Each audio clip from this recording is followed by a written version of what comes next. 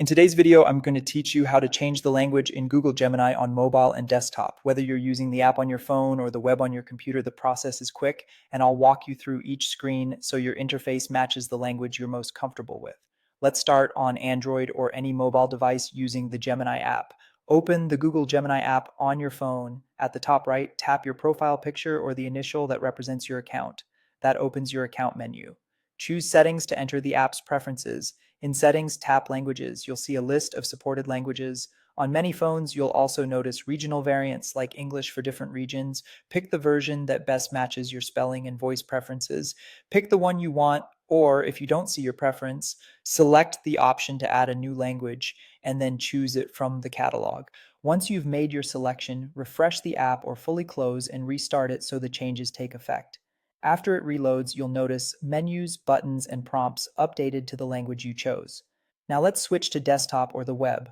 Open Google Gemini in your browser. In the top right, click your profile icon to open the account controls, then select Manage your Google account.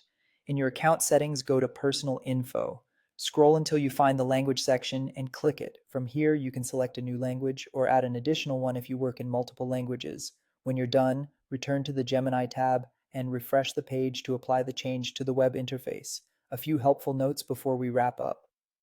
Changing the language affects the interface across Gemini, including menus, notifications, and the languages used for voice interactions where available.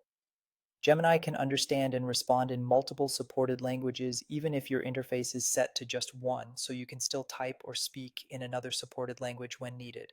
Keep in mind that certain voices, regional variants, or experimental features may not be available in every language, so what you see might differ slightly depending on your selection. If you use more than one device, your experience is most consistent when your Google account language and your Gemini app language align, and a quick refresh is usually all it takes to see the update.